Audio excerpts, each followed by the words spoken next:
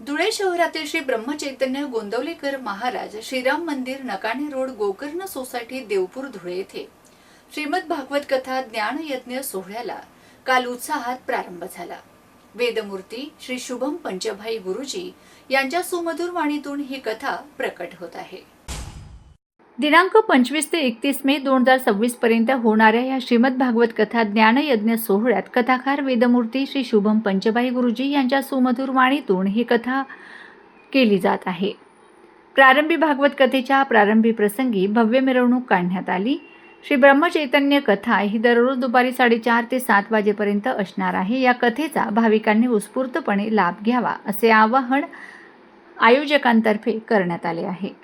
आजपासून श्री महाराजांच्या मंदिरात ब्रह्मचैतन्य गोंदवलेकर महाराज गोकर्ण सोसायटी या ठिकाणी वेदशास्त्र संपन्न शुभम पंचभाई गुरुजी यांच्या मुखारविंदातून भागवत कथा प्रारंभ झालेली आहे आणि त्याचा आज प्रारंभ मिरवणुकीने झाला आहे। मिरवणूक झाल्यानंतर त्यांनी प्रथम अध्यायापासून सुरुवात केलेली आहे। भागवत कथा ही काय काय आपल्याला देते याची ते आपल्याला माहिती देत आहेत। हा कार्यक्रम आपला 7 दिवस आहे। 7 दिवसात मधल्या काळामध्ये कृष्ण जन्म, कृष्ण विवाह, गोपालकाला आणि सगळ्यात शेवटी रविवारी 31 तारखेला याचा समारोप जो होणार आहे त्याचा महाप्रसाद आणि विष्णू याग पण संपन्न केलेला आहे।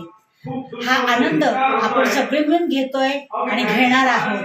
खूप सुंदर असं कथेचं श्रवण आपण करायचं आहे, कारण हा अधिकस्य अधिक पुण्य देणारा अधिक महिना आणि त्यात चाललेलं हे भागवत कथेचं अनुपम सौम्य सोहळ्याचं आनंद घेण्याचं सुख आपल्याला आपल्या महाराजांनी दिलेलं आहे आणि ते महाराज आपल्या शिष्याकडनंच ते वदवून घेत आहेत। हा सगळ्यात महत्वाचा आनंद आहे आणि हा आनंद महाराजांच्या मंदिरातच आपण सगळे घेणार आहोत। तर सगळ्यांनी ज्यांना लक्षात आलं नसेल तर सगळ्यांनी दुपारी 4:30 ते 7:30 पर्यंत महाराजांच्या मंदिरात यावं आणि आनंद द्विगुणित करावा। सगळ्यांनी आनंदात सहभाग घ्यावा ही सगळ्या मंदिरातर्फे आमची विनंती। श्री ब्रह्मांड नायक राजाधिराज सच्चिदानंद सद्गुरु श्री ब्रह्मचैतन्य महाराज की जय।